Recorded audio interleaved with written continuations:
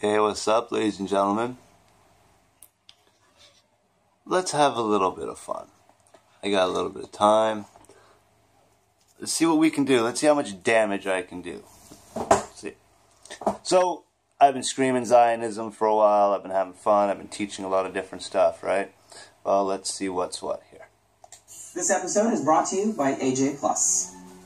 Elections for the 37th World Zionist Congress are now underway. This governing body is historically important to Israel because it functioned as a Jewish government long before there was an actual state of Israel. So what is Zionism, and how does it influence Israeli politics? The term Zion is associated with the city of Jerusalem. The land of Israel has always been sacred, and it has inspired countless pilgrimages for displaced Jews seeking the return to Zion. Around the dawn of the 20th century, immigration to the land of Israel was especially popular because of a growing Zionist political movement.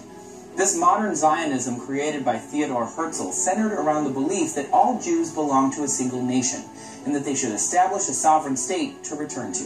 Herzl published a pamphlet on the subject, known in English as The Jewish State, and then organized the first World Zionist Congress in 1897 to discuss homeland options. During the next few decades, Jewish states were proposed in places like Alaska and Uganda, but Jerusalem, in the Palestine area, was the area that held the most significance for Jews.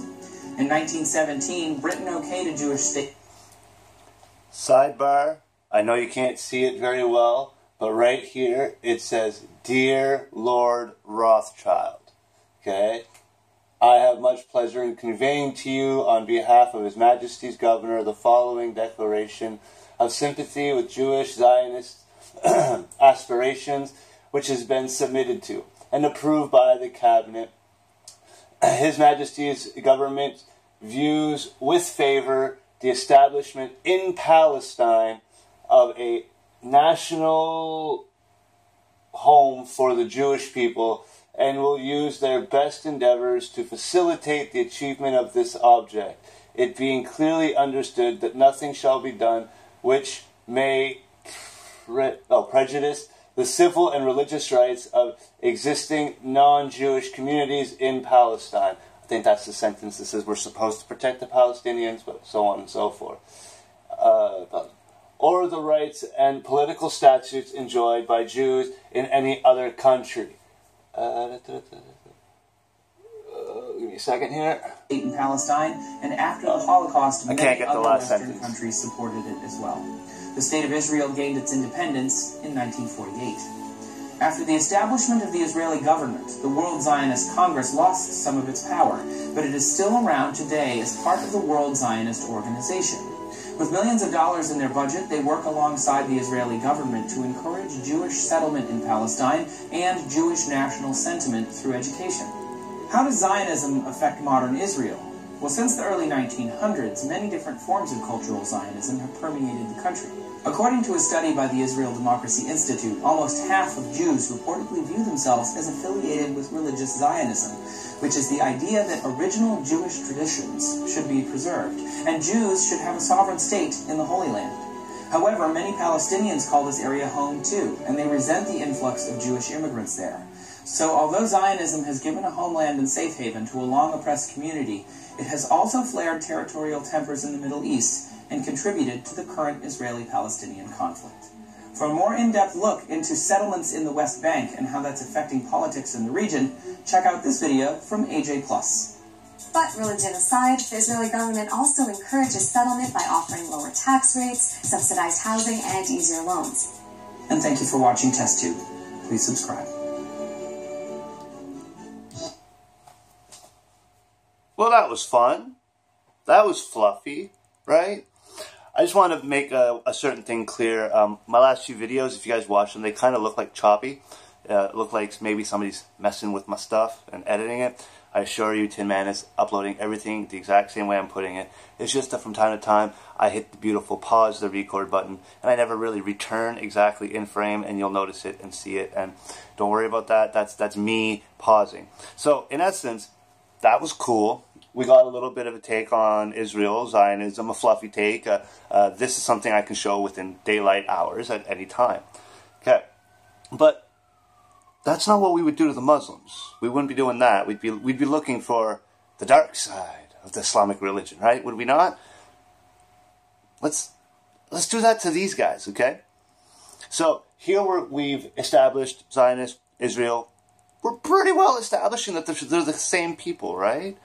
I'm making sure that you realize that what I'm showing you is not me being hateful. I'm just showing you some stuff. Very interesting stuff. Stuff you probably never really looked at before. Okay? Now I'm going to pause my video. I'm going to find the next one. Moving right along. So we're going to move right along now. In order to illustrate that there's actually a legitimate divide within a religion, you'd have to be able to illustrate that there's a legitimate divide within a religion. So the jihadist Islamic terrorist and the religion of peace of Islam, that follower, there's a divide, there's a difference. Well, let's see here if I can find such a divide within Judaism. Our fight is not with guns. Our fight is to wake up people and to make them think. To believe strongly that the state of Israel will come to an end. We have God on our side.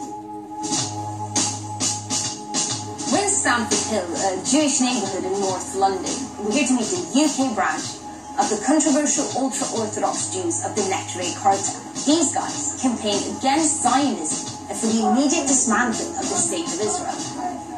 Many find their stance mind-boggling, and they're pretty unpopular, especially among other Jewish people. They're often labelled as extremists for hanging out with Iran's former president Ahmadinejad and far-right nationalists from Hungary's Jobbik party. I want to find out why the Neturei Karta are so driven by their convictions that they're ready to be alienated by their own people. So when one of their leaders in London invited me into the secretive community, I jumped at the chance.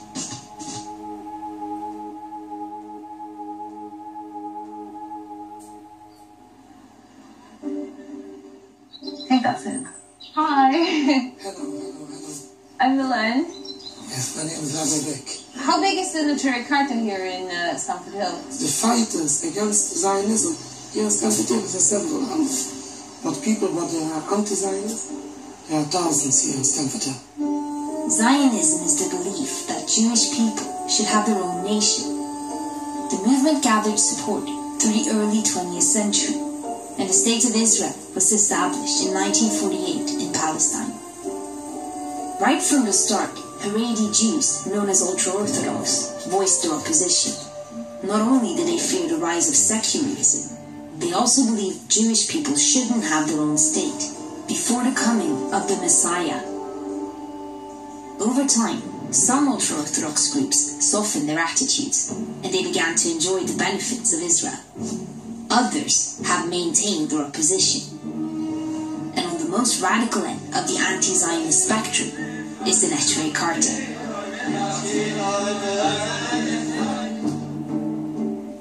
I've been putting paper in the machine. I don't even have to print out. Rabbi Beck is keen to get his message out, so he's invited me to tag along on a flyering mission around Stamford Hill. So is this your friend who's riding? His protege, Rabbi Blyer, was coming along too. You have a very nice motorbike. Oh, thank you. This is one flower. This is mostly explain why we are against the State of Israel. Do you find it important to go around and distribute this? Israeli propaganda is so strong. So obviously we feel obliged to do the opposite. Sorry if you can't see it inside. He will see it here. So I go at the very back? Yes, I'm very sorry. Okay, that's fine. So, how do you two know each other? It was a teacher in school. I was a child in the same school. So I've known him as a kid. Very famous as a child. Do you deliver flyers like this to make more and more people aware of your existence? Not of my existence, of the existence of the Torah. We are the Neturei Karta, the guardians of the city. We try to guide people what is the right way in Judaism.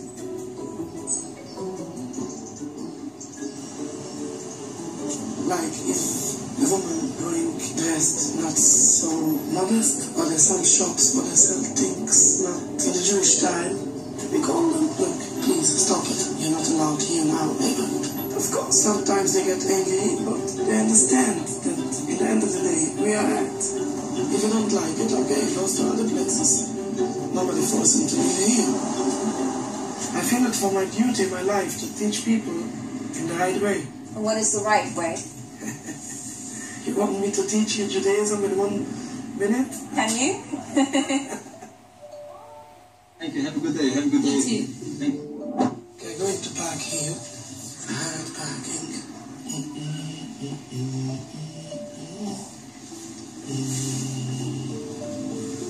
Rabbi Back, I think you might have driven into the car behind us.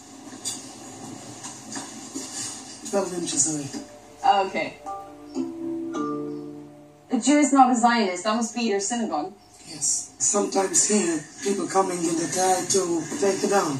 Really? Yes, but when I bought one sign, I bought in the same time 5. Because I know sometimes people get angry on us. They rip it off and we have to put it again. You can see also, they put here on the door, the Star of David. We painted already down, what we can do. Just 1 minute. The English. I never in my life thought I would see the inside of an ultra-Orthodox synagogue in Stamford Hill. You can come in. Thank you. You have a sign outside that says, a Jew is not a Zionist, and you're in a very Jewish area here. Is that seen as controversial? What it means controversial? Something that makes people angry. I can say that this synagogue came under attack a few times. Sometimes thrown stones in the window and I have to replace the window. They don't like what we say. So the only thing what they can say, oh, these are fanatic people, these are extremists. How come so few people know about you guys? How often did you see people like me? People like me you can see in the cartoons. But in the media you don't see people like me. So how you expect people to know what is the views of these Jews? Is it possible to see a bit of the synagogue?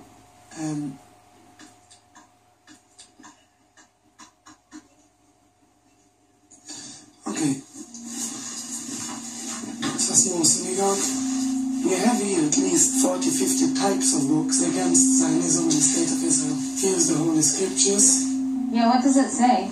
Here is just a crown, that means the crown of the Torah. And here is just the beginning of each, the 10 Commandments. Does the State of Israel break any of the 10 Commandments? The 6th, don't kill.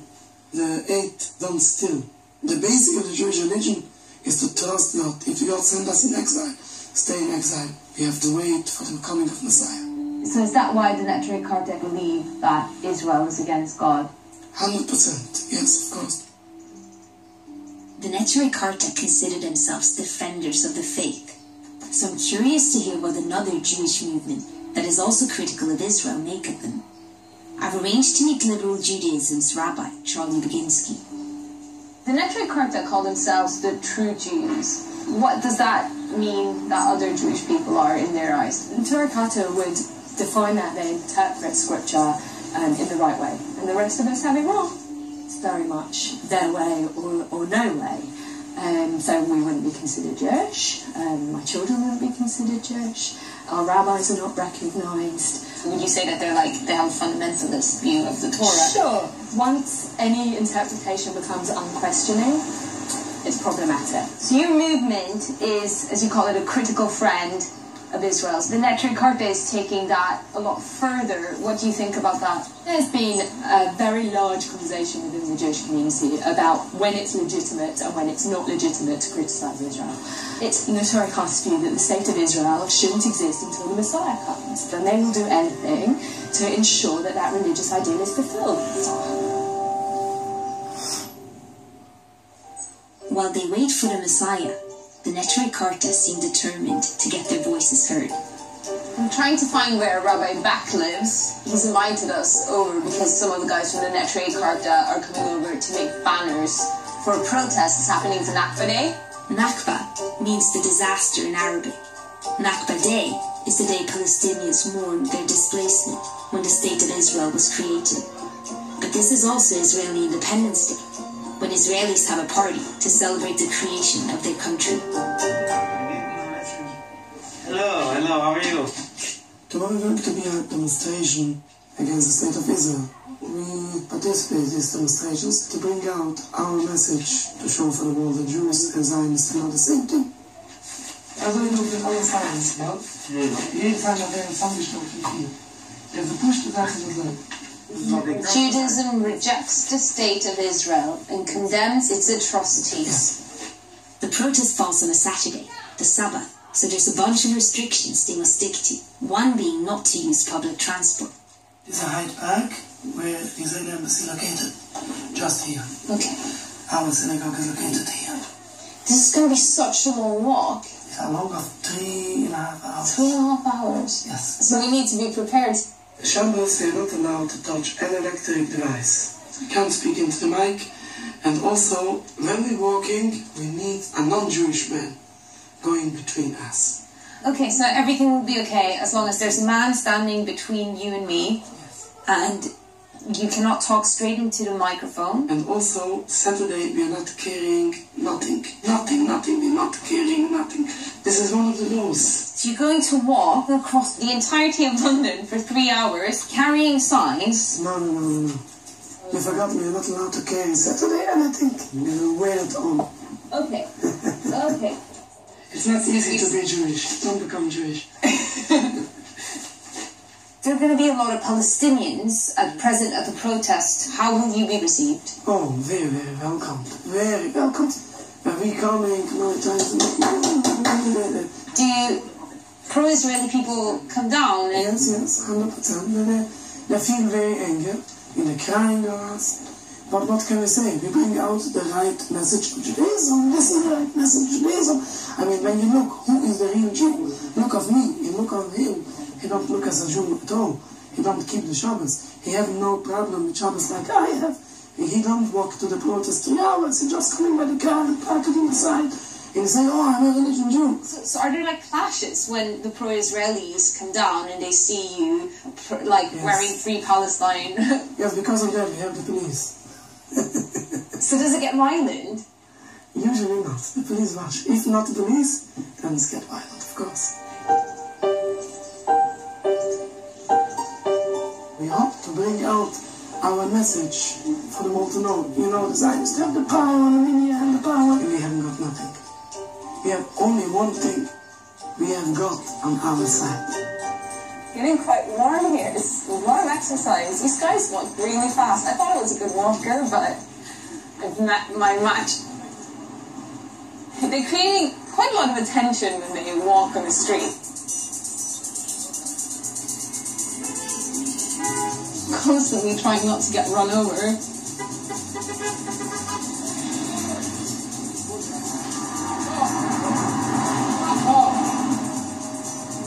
Because they're wearing the protest banners under their coats, they keep having to stop to sort of tuck them back up. When you walk around central London, how do you feel when people start pointing fingers or saying things? You're not kidding. We accept that we are different and people snub on us, they sneer on us, and it's part of our religion to ignore it. We have a goal of this moment, so that gives us very much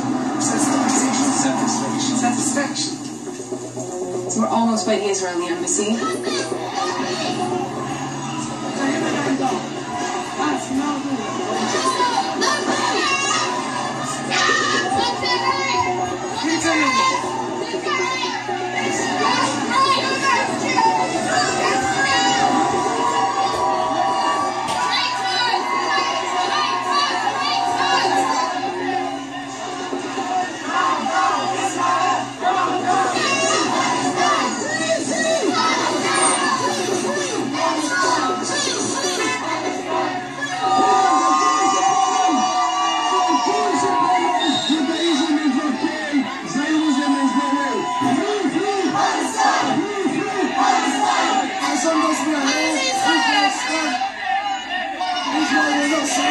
You have the Star of David tattooed on your face. I'm trying to keep it as kosher as I can, you know. What do you make of the Orthodox Jews? I feel that every person has a right to express himself.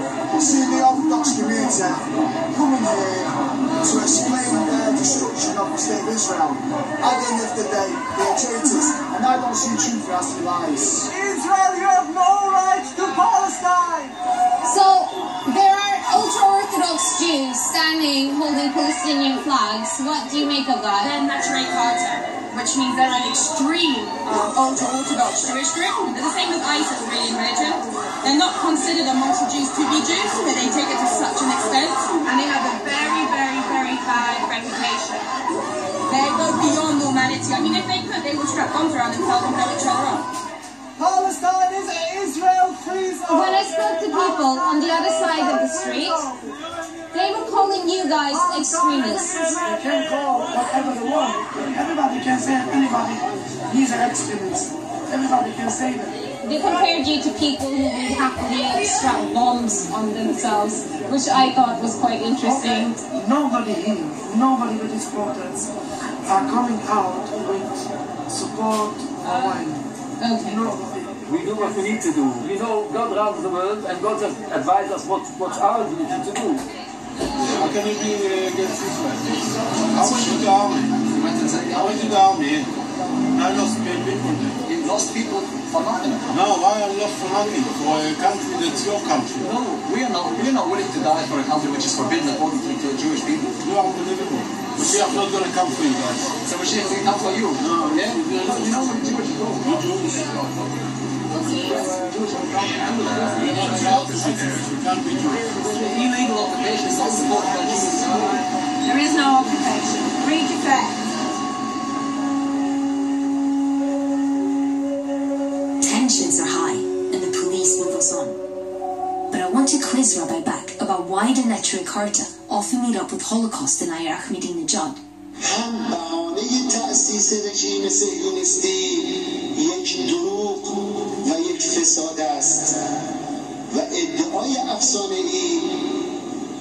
They even attended his notorious 2006 Tehran conference, questioning the Holocaust. I read on the Neturei Karta website that you believe that the Holocaust happened because it was God's punishment for Jewish people not being religious enough. Is that correct? Yes, yes. It's not about. This is what we say. Maybe the Holocaust was a punishment for this, to go away from God, to rebellion against God. What we have more to say on the Holocaust, that the Zionists, the Holocaust was for their favorite. From the beginning to the end, they justify what they're doing for the Palestinians with the Holocaust, what's happened to the Jewish people. These are views that have also been stated by far-right parties and also by Holocaust deniers like Ahmadinejad. As far as we know, we speak to him many times about the Holocaust. We didn't see that he denied the Holocaust. Could be there some information what I didn't know, but as far as I know, as far as we studied, we didn't find it. You stand for a peaceful dismantlement of the State of Israel, but Ahmadinejad has been quoted in the press saying that Israel should be wiped off the map. Aren't you worried that you're legitimizing violence by consorting with these people? We heard the president clarify many times when he said that Israel should be wiped up off the map. He didn't mean the people of Israel should be wiped up. He means that the regime should be wiped up. No matter where your sympathies lie in the Israel-Palestine conflict, the Neturei Karta's ideas about the Holocaust are problematic, and so is the fact that they associate themselves with violent political agendas. There is a serious risk there that the Neturei Karta's cause could be used as a propaganda tool.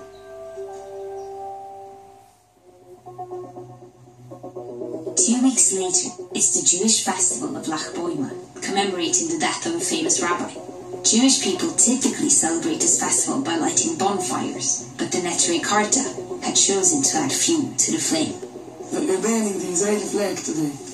We're going to make a celebration against Israel. Would it be possible to join this celebration? Only a man can come in. Only a man can come in, Yeah, okay. right. So do you think it's not possible for me? No. Really, if you want just to see it, I have a storage room where you can stay there if you want. Really? Okay. Can I make a bit more room here? I have to do a sidebar here because I find this substantially funny. He's kind of repaying the favor. The Gentiles, you know, we had no problems hiding the Jews in the storage closet during World War II, apparently. So we get to have the privilege of a storage closet. Okay, I'm sorry. Screw it.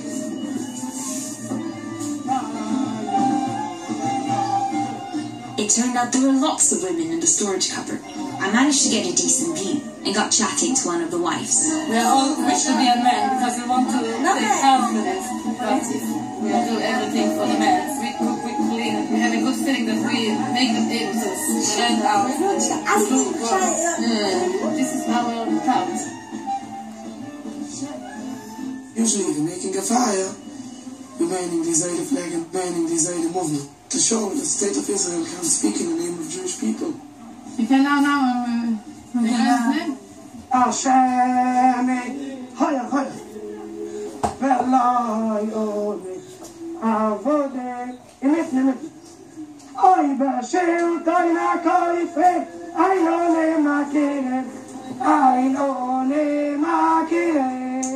There are people who do feel that you are legitimizing violence by burning flags and who will also really take offense. It is violent only if it brings violence. It's only a signal to show total opposition, especially for our youth, to show them this goes in deep into their heart. If you are not enjoying fighting, and of course you're not enjoying burning a flag, but this is, we're doing what we have to do, we're doing what's our duty. The Neturei Karta talk about standing up against violence and ending Israeli occupation. But what really motivates them is their uncompromising sense of religious duty. Sometimes their blind faith goes too far.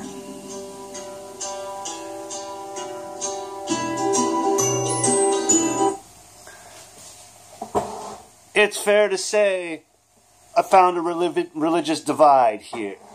Okay? Wow! And did you guys notice that really the only thing he brought up as like the substantial religious divide was that Israel is not supposed to have a nation of its own or a state of its own or a land of its own because they were cast into exile? That's really the only thing here. Now, I'm going to get into more stuff, don't worry. But I have to move along now with one more video to illustrate exactly what's going to happen to people like us who have taken this research seriously. I'm not siding with either side right now. We can't side with either side right now. We don't know a goddamn thing about what we're talking about right now. All we know is that we found a divide. It is of the utmost importance to investigate both sides of the divide, just like we did with ourselves. Hey, Christians, before you can say anything, you better know your Christian history. You better look into that shit. You better know what's going on. There's some good shit, there's some bad shit. We would accuse the Muslims of the same. Before you do anything, you better know your history and shit, and there's some good shit and some bad shit. And all I'm doing here is I'm doing the same thing here. Now, people will argue with me, well, you never did that for the Muslims. Yeah, I did. When I first started the Worldwide Resistance Network, it was all Muslim stuff that I was covering. We're just here now. It's just their turn.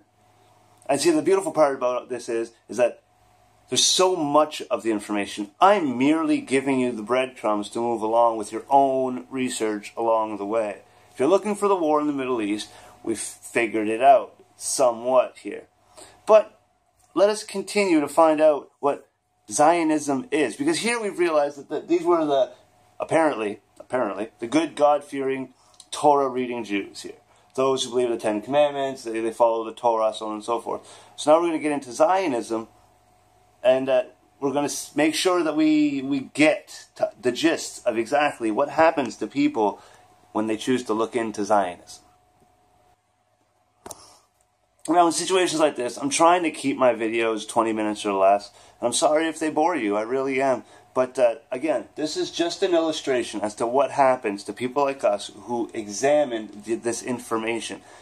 I haven't even asked you to pick a side yet. I'm purely asking you to look into it. That's all I'm asking you to do, is to look into this stuff. We have to keep moving. Gabriel Rosen, please. Why is anti-Semitism rising in the UK? Why is And do you anti-Semitism? think a certain member of the panel may bear some responsibility for this?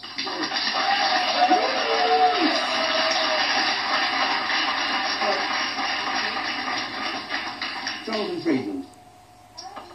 Well, like a lot of people, I was very dispirited by these new figures that came out today that showed that anti-Semitic attacks in Britain had risen to the highest figure ever recorded, 1,100 attacks last year. Some people may think that's not such a big figure, but Britain's Jews are a small community, less than 300,000. And it's dispiriting because we know, and we've seen so recently, that these kinds of attacks, and Paris is the example that's on my mind, can lead to murderous consequences. So there's huge fear about that. I don't think Britain, incidentally, is an anti-Semitic country. I don't. The Jewish community, I'm proudly a member of that community, we've put down deep roots here, and the community has been allowed to thrive. I don't think the country is in any way anti-Semitic, and that's not what people are frightened of, and there is fear. The fear is instead of that kind of Paris scenario, of this murderous death cult, and that's what they are, of individuals who might try to repeat in London or Manchester, where there are large Jewish communities, what we see in Paris. So the fear is from those handful of those sort of violent jihadist individuals. Now, as to why there may be an increase, and there are these figures have recorded an increase, there was an upsurge in the numbers last summer when violence resumed in Gaza. And so violence in the Middle East, and the people who keep these figures know this, every time there's violence in the Middle East, it's followed by an increase in anti-Semitic attacks here. Now, why is that? That's because some of the rhetoric around Israel gets so heated and so inflamed that people who can't hold always that distinction in their mind between what's Israel, a country several thousand miles away, and what are Jews, people here, Oh, well, wait. they can't always hold that distinction in their mind, and some of that rhetoric spills over. And since you mentioned the person, member of the panel tonight, George Galloway, I know, is on people's minds, and some of what he has said, I know he's usually very careful to draw a distinction between Jews and Israel, but some of the rhetoric he has used on Israel, some of the ideas he's planted on Israel, for example, suggesting that Israel may have been behind the Ukrainian revolution. And there's, I've got the quotes here if that comes to question. Or suggesting, wait a second, or suggesting that chemical weapons attack in Syria in August 2013, that Al-Qaeda and Israel had teamed up together to stage that operation. If people hear that kind of thing, and believe that Israel is somehow uniquely the source of all evil in the world, even terrible things that happen miles away, they are going to eventually not be able to contain their fury and lash out even at Jewish targets. Unfortunately, the evidence is there. It happens every time there's trouble in the Middle East. So somebody like George Galloway, who definitely has a following and an audience and has wonderful powers of rhetoric, we've heard them tonight, he and people like him need to exercise great responsibility in this area, because it is incendiary, and it's sensitive, and as we've seen from these figures today, it can lead to hate. Okay?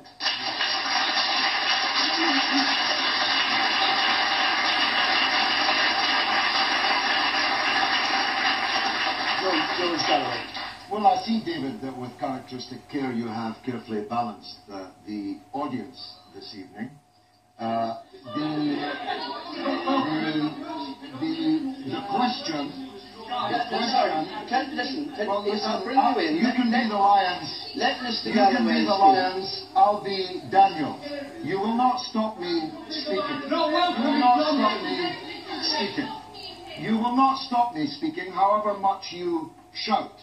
Because when the Charlie Hebdo affair erupted, there were millions of people demanding that freedom of speech should be protected.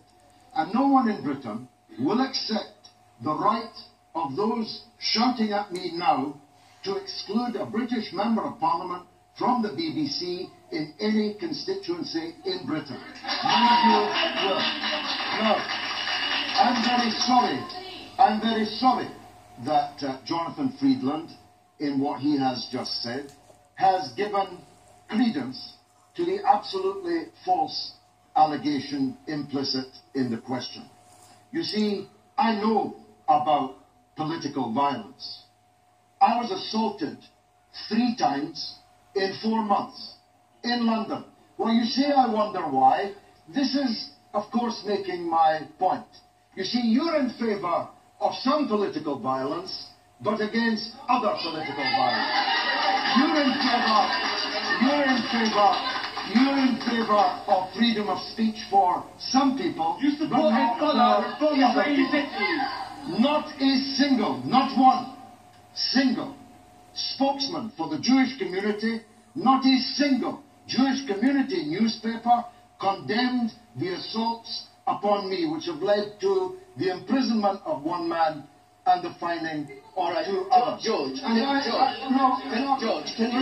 set me up here? No, you're not. Am I on trial? No. Here? Well, let me speak. I'm being bayed at by the audience. All right, George. I've been directly accused by another panelist. What he accused you of, and what I'd like you to address, not about how you've been assaulted, no, I will. but the conflation between Israel and Jewishness, or Jews, well, which is what actually this is a dangerous conflation. It's a false synonym. Zionism and Israel are different things from Judaism and Jewishness. And anybody who confuses these 2 things, whether they're an anti-Semite or whether they are so-called leaders of the Jewish community, is making a grave mistake. Now, the Community Safety Trust, as Jonathan has just done, blamed the spike on what Jonathan described as a resumption of violence in Gaza last summer. I think what he meant was the mass murder of 2,136 Palestinians locked up in a prison camp called Gaza. 500 of them children. 500 of them children. He called it a resumption of violence. Other people call it mass murder by Israel. No. All right, I have never. Just wait a minute, George. Look, you've got a number of you are just shouting. There are a number of people who I can see who are actually agreeing with what George is saying. I'd like just, George, if you pause a moment. Let's hear from you, because you've been shouting there in the corner there. Thank you. Make your remarks, and one of the 2 of you who've been shouting. Because I want this to be, which it should be in question time, a reasoned debate, not a shouting. You go first, and then I'll give George a chance to answer what you say, and then we'll have the other members of the panel. You go first. George, your comments are deliberately provocative. Just last year, you declared Bradford an Israeli free zone. In doing so, what you did is you took a deep-rooted, multifaceted conflict in another area of the world and brought it to the streets of the UK. And in doing that, you directed your comments indirectly to the Jewish community. And as a result of that, you put the British Jewish community on the front line at a very volatile time. You're in the white shirt. Me? Yes, you're in the white shirt. George Galloway sits here and he says he's got nothing to do with anti-Semitism, but when he goes and he encourages Hezbollah in Lebanon, who dance in the streets when Jews are killed in Israel, and he videos on YouTube handing over cash. He said, this is the money handed over to a Hamas official in Gaza who encourage and endorse suicide bombings on Israeli streets. Jews care a lot more about encouraging murder of Jews than in making little grandiose statements on this stage about Jews in London.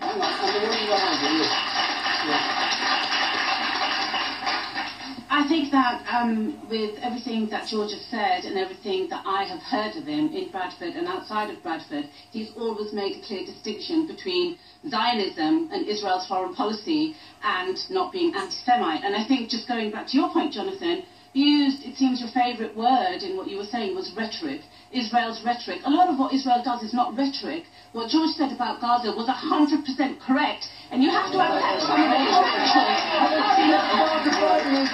Some of it is factual, it's not all rhetoric. I wasn't talking about Israel's rhetoric, I was talking about... No, but you used that. You said there's a lot of rhetoric around Israel. You categorically said that. There's a lot of rhetoric around Israel. The press has a lot of rhetoric around Israel. You mentioned that in connection with Israel. All right. Let's go on with the discussion. George, we'll come back to you, of course. Christina O'Donnell. Driving up here to North Finchley, past with the taxi an unbearable sight. It was a synagogue. Police all around it, barbed wire, cameras everywhere, and I thought, and this is a temple where people pray, and it has to be shielded like this and protected like this. I agree. But what I'm saying is, it's not just the George Galloways among us who may or may not have, and I think he has, fueled this hostility. But an atmosphere has now developed in which the Jewish community of 240,000 people, so a very small minority, is feeling put upon. And whether it is the attacks on kosher slaughters, whether it is the Ofsted inspectors who go to Orthodox Jewish schools and say, hey, why is it that you say that women should be modestly covered? Why is it that you don't approve of gay weddings? There's something going on in the air, and it is anti-Semitic. Let me get around the panel, George. Well, your question was about the rise in anti-Semitism. I think John used the word dispiriting. I've used the word deeply depressing. The British Jews make an enormous contribution to our society. And this country has a proud tradition of offering asylum to those most in need. And we have just marked in this country the 70th anniversary of the liberation of Auschwitz and Holocaust Memorial Day. And it's not just the Jewish community. There are many communities who have come to this country seeking safety and refuge and actually reveling or making the most of the freedoms that we have in this country. Freedom of speech, which is why it's right that George Galloway is invited on a panel like this and able to put his views and you're able to put your views. But also respect and tolerance of other faiths and beliefs. So what's your answer to the question that Gabriel asked, which is why is anti-Semitism rising? Because I think, sadly, there are some people in this country who do want the British Jews to be fearful. And it breaks my heart to think that there are young Jewish boys and girls who are now frightened walking to school, whose parents are frightened about what might be happening when they are at school, who are having to hide the fact that they are Jewish. And that's not just about Jewish, that's about any community. I don't want them to feel frightened on the streets of this country. I say we have a proud tradition. I think it is deeply depressing what we are seeing. It's right to have a debate of some sort tonight, but I'm afraid it's absolutely right that you should make your views known about what George Galloway has to say. George Galloway. Well, I can't tell you how deeply I and people who support me will resent the course of this part of the program. Anti-Semitism is a foul and virulent form of racism which led in the 1930s and 40s to the Holocaust, the greatest crime in human history. I wasn't born then. I had nothing to do with that. And if I had been born then, I would have been the first in the line at the recruitment office to fight fascism, which was a Christian European phenomenon. Now, everything that's been said with melancholy. Do you know how many priests and nuns were just take your hand off me. Take your hands off me. Everything that's been said here with melancholy about the shadow cast by the rise in anti-Semitism could be said many-fold about the Islamophobia and the fear of Muslims in Britain. The number of attacks on Muslims, on Muslim property, is many times more than these fascistic attacks. It is many times more than these fascistic attacks on Jews and Jewish property. Why can't we all oppose anti-Semitism and Islamophobia? Why can't we oppose not just the attacks on kosher, but the attacks on halal? Of course, which UKIP, who are not here tonight, just yesterday said they would ban, meaning that the observant Jews and observant Muslims in this country would have to leave the country. Why can't we unite around issues like that. All right. One last point, David, one last point.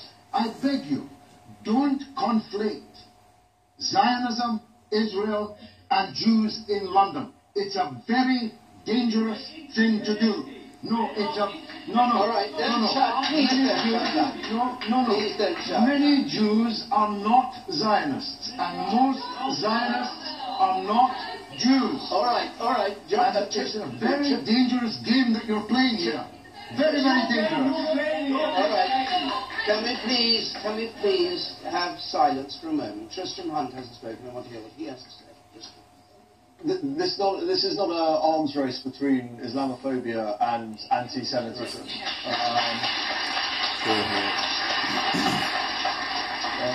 In the community I represent in Stoke-on-Trent, we had effectively a terrorist attack on our mosque in Hanley, in the middle of our community. But the figures from the Community Security Trust today are deeply worrying of Jews being attacked for being Jews. And when you read the report about old men being attacked on their way to synagogues, about gravestones being desecrated, about the labels put on Jewish produce in supermarkets. Because when you look at the history of this, it begins with the Jews, but it never ends with the Jews. And it begins with the boycott of Jewish goods, and it often moves to an attack on Jewish lives. And so we have to be very, very careful about disassociating legitimate protest about the actions of Israel, and I hold no candle for the Netanyahu government, and the cancer of anti-Semitism, which we should also be clear is on the rise across Europe. And whether it's the attacks in Belgium, in the museum in Belgium, whether it's the shooting of Jewish children in Toulouse, whether it's the Molotov cocktails thrown at synagogues in Germany, this cancer is growing again in Europe. And for me, this makes the establishment and the protection and the security of the State of Israel incredibly important. That the handbook security is still available. And not one final point. Oh, sorry, relax. We're coming towards the end. Just to say, my fellow Jews may not be too pleased, but I listened to a programme, I believe, on Press TV. George Galloway may have forgot it, but he actually bawled out someone who telephoned in when he realised that she was being anti-Semitic, accusing Jews of running the world or whatever it is. So I don't regard George Galloway at all as an anti-Semite. I think he is very misguided in many, many other areas. But the point I'd like to make to the programme's listeners is that there is unfortunately a strong correlation, in answer to the question made, between the rise of the number of Muslims in Europe and the rise in anti-Semitism. We are not told in the number of acts that are made against Jews, I don't know if they're recorded this way, how many come from Muslims and how many don't. But I suspect that there's a very strong relationship. Right. Well, I'm afraid we've got hands up all around here. I have to stop because the hour of the programme is up, and we can't go on. Just to say, question, I was going to be in Norwich next week.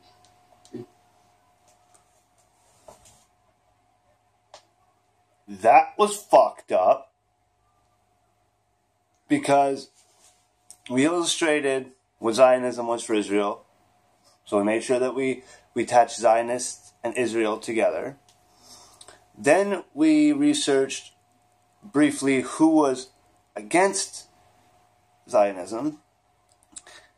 And here we have researchers, some a little bit in the dark of what Mr. Galloway is trying to present.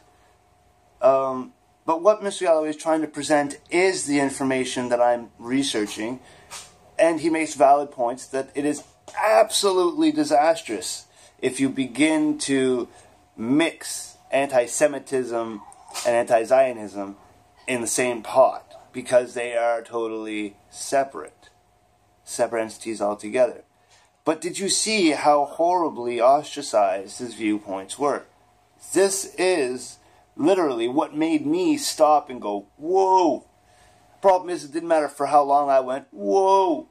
There is no easy way to show you these next steps. But now that we've noticed that we're already going to be ostracized, so we might as well just jump on the bus and enjoy the ride, I'm going to go find some fucked up shit now and demonstrate to you why.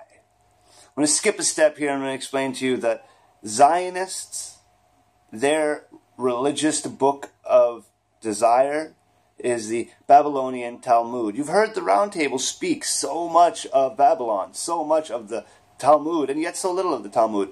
So I'm going to dive right into that with a couple of shorter videos, and you guys will now have the words, the information, the fact that it's a real debate, that it's a real thing that's happening. You will have this information, and you'll be able to bring it forward to your own think tanks.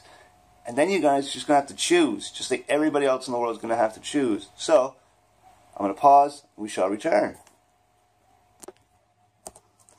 So, here I've queued up a little 10-minute video, try to keep it a little shorter for you guys, of what is the Babylonian Talmud. Okay?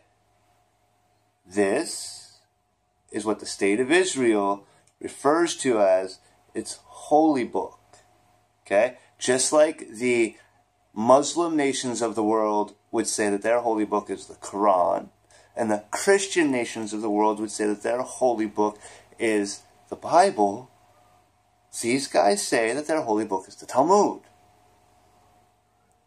Now, I'm going to let you decide, but I'm going to tell you a small secret. If you're trying to figure out what the Jewish Torah is, it's the first 5 books of Moses. Genesis, Leviticus, Exodus, Deuteronomy, and Numbers. That's the Torah. Okay? So most of us have a general understanding. We don't have a Jewish understanding, a deep understanding of the Torah. But apparently the Talmud is what's responsible for giving you a deep understanding of the Torah. I don't know. I believe that to be a lie. But it's important to know that the Torah is not the religious book, from what I understand of Israel. This thing is. Zionists hold the Talmud above the Torah in authority from God. You guys have to know these little things. Now, to be sure that I'm trying not to spread any anti-Semitism, I've actually tried really hard to get my hands on documentaries that are produced by Jewish people showing the exact Jewish words. So I'm not asking you to take someone's opinion. I'm asking you to hear the words that are being read. And then it's up to you to find the 36 volumes of the Talmud, sink your teeth into it, and come back with an opinion. That will be the covert mission of the Worldwide Resistance Network. Let's find out together.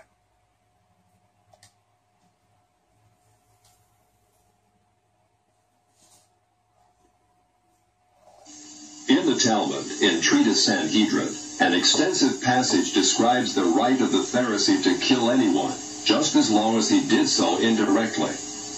As one of dozens of examples, the Talmud tells us that if one bound his neighbor and he died of starvation, he is not liable to execution. In such an indirect manner, the Pharisees also killed Christ. Manipulating the Romans to actually wield the spear and sword, the Pharisees claimed, as their descendants do today, that since the Romans were the direct cause of the death of Christ, it is the Romans, not the Jews, who are guilty. Christ also called the Pharisees adulterers, an adulterous generation. The Talmud provides generous loopholes for adultery. It says the penalty for adultery does not include sex with a minor, the wife of a minor, or the wife of a heathen.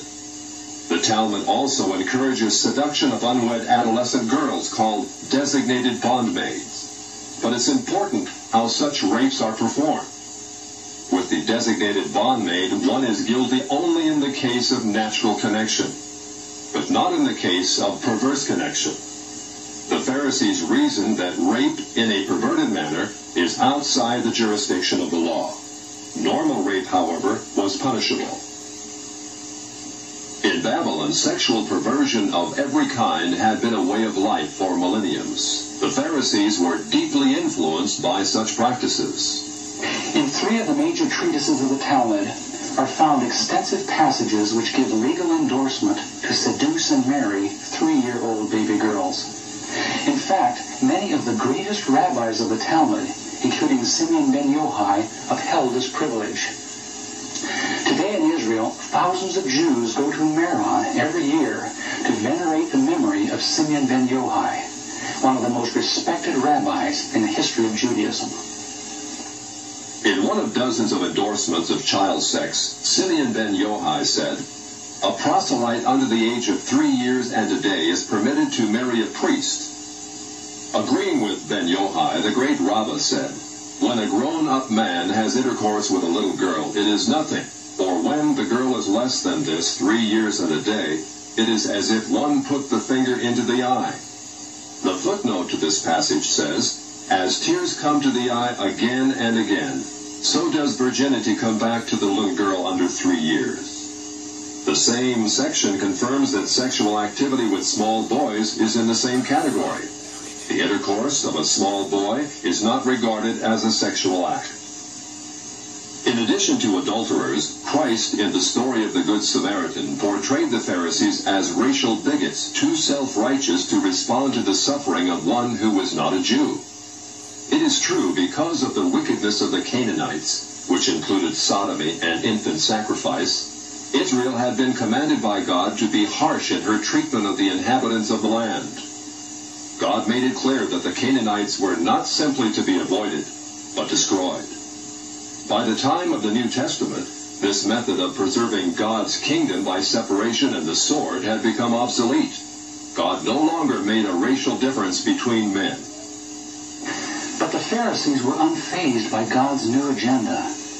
The Talmud was finally written down nearly 5 centuries after Christ. Yet its critical, even homicidal attitudes toward Gentiles might have been lifted out of the book of Joshua. However, the quickest way to grasp the Talmudic view of Gentiles is not directly from the Talmud, but from the Jewish encyclopedias. If we quote an isolated opinion from the Talmud, a rabbi may quickly object, saying, "But that is not the overall opinion of the Talmud. That is not the definitive view."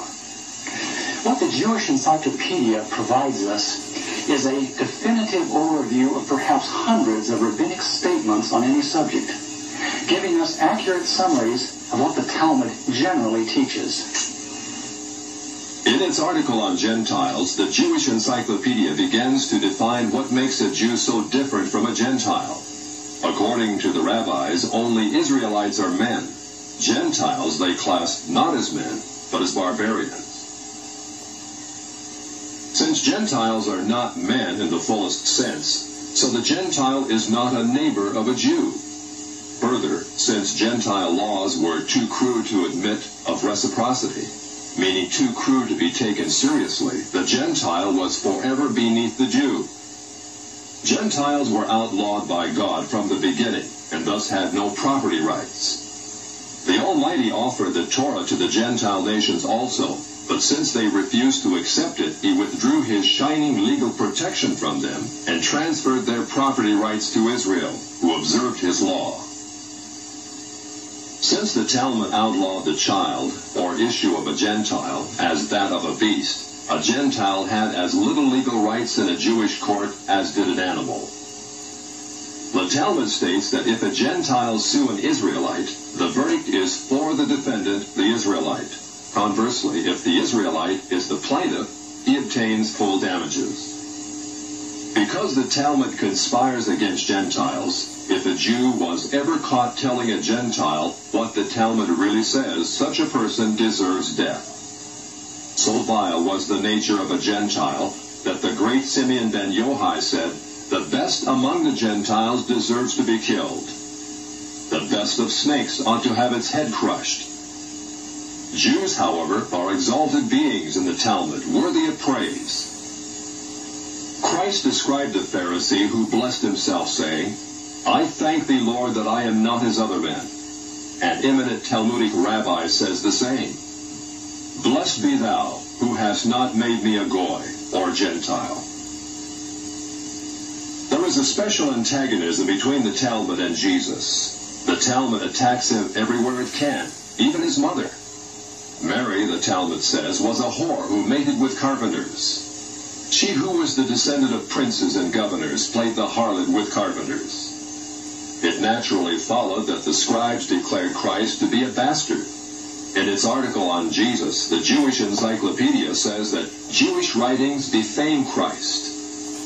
It is the tendency of all these sources to belittle the person of Jesus by ascribing to him illegitimate birth, magic, and a shameful death. Jesus, according to this article, was considered one of the 3 worst enemies of Judaism who came to an ignoble end. The Talmud says they subjected him to 4 deaths: stoning, burning, decapitation, and strangling.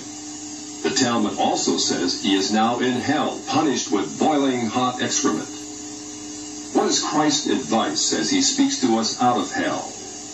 The Jewish Encyclopedia quotes Jesus as telling us above all to bless the Jews. He says, "Further their well-being. Do nothing to their detriment. Whoever touches them touches even the apple of his eye." Christians, as followers of the false prophet Jesus, also deserve death. The Jewish Encyclopedia again recaps the Talmud's position. A Gentile observing the Sabbath deserves death. It says the Talmud's hatred was probably directed against the Christian Jews. These Judeo-Christians, evasively called Min, Minit, or Minim, were considered by the rabbis to be the most dangerous form of heretics of ancient times. The New Testament Gospels were writings which the rabbis considered more dangerous to the unity of Judaism than those of the pagans. A Talmudic rabbi said, "The writings of Christians deserve to be burned, for paganism is less dangerous than Minute or Christianity." The Jewish Encyclopedia, in its article on Min, continues to illustrate the Talmudic hatred of Christianity. Again, we must remember, Minim usually indicates the Judeo-Christians. It was forbidden to partake of meat, bread, or wine with the Christian. Scrolls of the law, Tefillin, and Mezuzot written by a Christian were burned. An animal slaughtered by a Christian was forbidden food. The relatives of the Christian were not permitted to observe the laws of mourning after his death, but were required to assume festive garments and rejoice. The testimony of a Christian was not admitted in evidence in Jewish courts, and an Israelite who found anything belonging to one who was a Christian was forbidden to return it to him. The Pharisees, through their Talmud, thus gave the Jews an ethic which encouraged bigotry and isolation. But it did worse than that. It invited persecution. By the 11th century, the inhabitants of Babylon, growing weary of the self-righteousness and dishonesty of the Jews, expelled them to the west.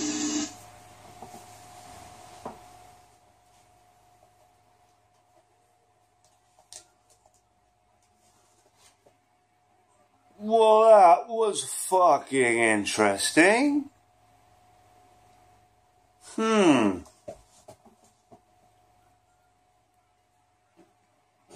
Yeah, that's what I said. Okay, now let us see now if I can get you something to close it up with. Something nice. Something that you'll actually enjoy here. Now let's see here if there's actually an intelligently structured debate, line of questioning, information that they would prefer you not know. Let's see what we got here and see if we can truly identify the enemy. Because I always said, if you want to know who an enemy is, find out what they teach their children. The Jews have always known throughout history that if Christians knew what was in the Talmud, it would make Christians very angry. And so the Jews were able to conceal a lot of their most blasphemous statements about the Lord Jesus Christ because people didn't speak Hebrew. Here's what they say about Jesus in the Talmud. There's sections in there about Jesus. In fact, there's an entire book that's been written by the director of Judaic Studies in Princeton University, Dr. Schaeffer, a Jew. He's written a book, Jesus in the Talmud. So if you want to know what Jesus has to do with the Talmud, get his book, Jesus in the Talmud by Dr. Schaeffer. Peter Schaeffer is head of the Judaic Studies at Princeton University. In his book, Jesus in the Talmud, he documents and analyzes every time Jesus is mentioned in the pages of the Talmud. Keep in mind that the Talmud was written hundreds of years after Christ lived. And so it has references about Jesus in it, and they are hateful, blasphemous references. According to the Talmud, Jesus was the product of adultery, the bastard son of Mary and a Roman soldier named Pantera. He spent his early life in Egypt, where he learned black magic, idolatry, and sorcery. Jesus was born to a whore. Mary was a whore. She had sexual relations with many men. The father was a Roman centurion.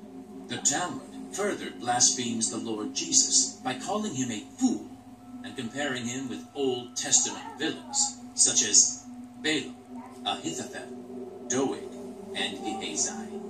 Does the Talmud talk about the Jews killing Jesus? Or? But Maimonides believes that the Jews killed him, that the Jews executed him because of certain of his doctrines and so forth.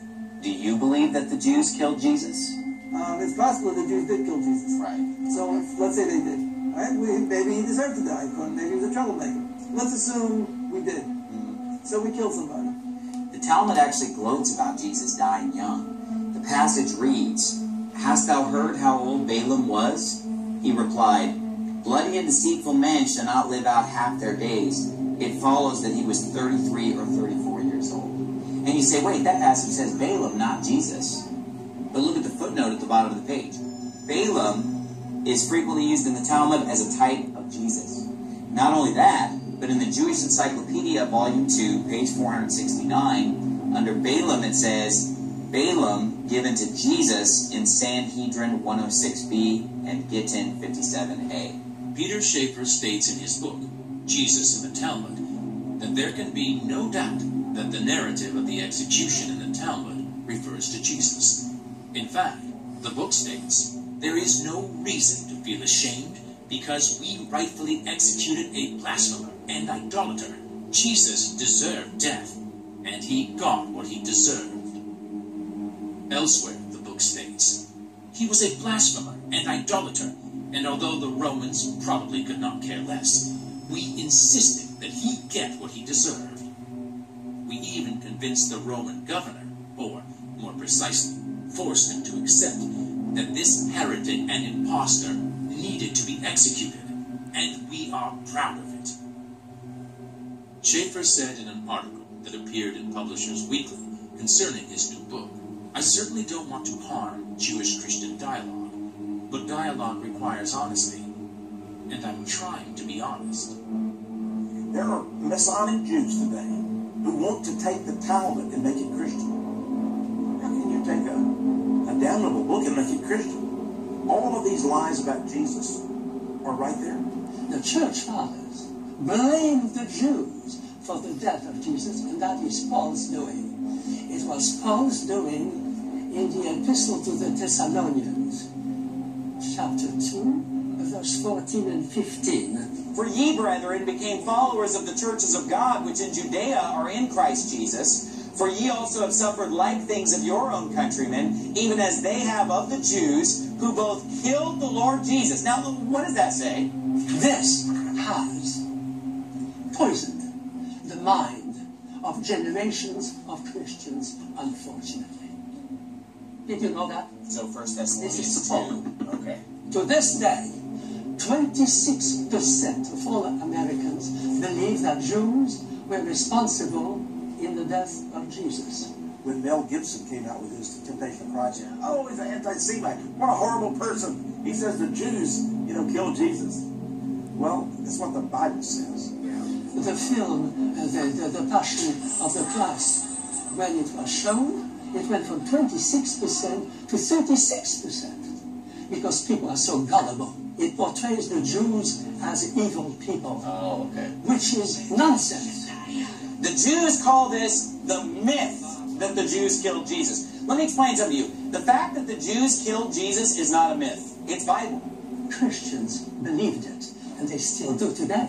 They still do today. It was ingrained in their mind. They blamed all the Jews, even though most of the Jews were not there. Look at Acts chapter 3, verse 13. It says, the God of Abraham and of Isaac and of Jacob, the God of our fathers, hath glorified his Son, Jesus, whom ye delivered up and denied in the presence of Pilate, when he was determined to let him go. So here he's preaching to thousands of Jews. And he says, and now, brethren, I wot that through ignorance ye did it, as did also your rulers. Wait a minute. I thought it was just the rulers. No, he said, you did it, as also did your rulers. That means it wasn't just the rulers, it was the people also. Because if we read the scriptural account, the people are crying out. A mass throng of thousands and thousands of the Jews are crying out, crucify him. And he says, shall I crucify your king? We have no king but Caesar. I am free from the blood of this just person, said the Roman Pilate. His blood be on us and on our children. That's what they said. It states in there that Jesus corrupted Judaism. And as punishment for his crimes, he is now in hell, burning in fiery excrement. And he shall so be forever and ever. They hate Jesus Christ. They hate the name. So I think it's because they are children of the devil, not children of God. And therefore the devil, look at the hatred he has for Christ. So what do you think his children are going to have?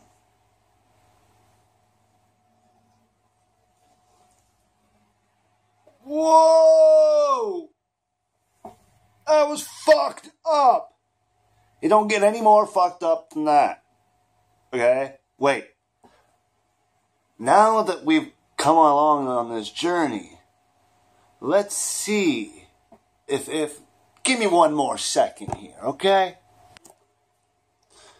In order to discover your enemy, you must find out what they teach their children. So I ask you to hold on for a second. I'm going to close with one more thing. And I'm going to ask you a very serious question. Now that you have seen this video, does this video make sense now? You ask you and your fucking Jesus can kiss my ass, okay? No way. You. Don't camera, no camera. I break it.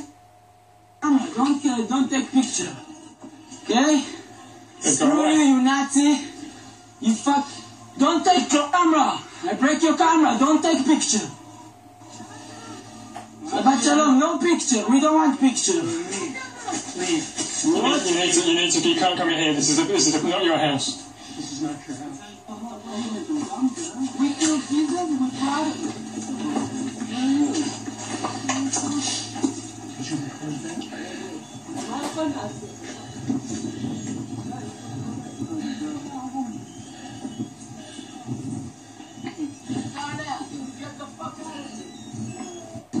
This is my land. This is not your land. It belongs to these families.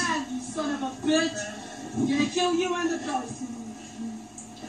And for that, you son of a shit. And for them. This is my land. God gave it to me. Fuck you. Nazi. Call everyone you want. This is my house. This is my land. God gave it to me. And fuck you.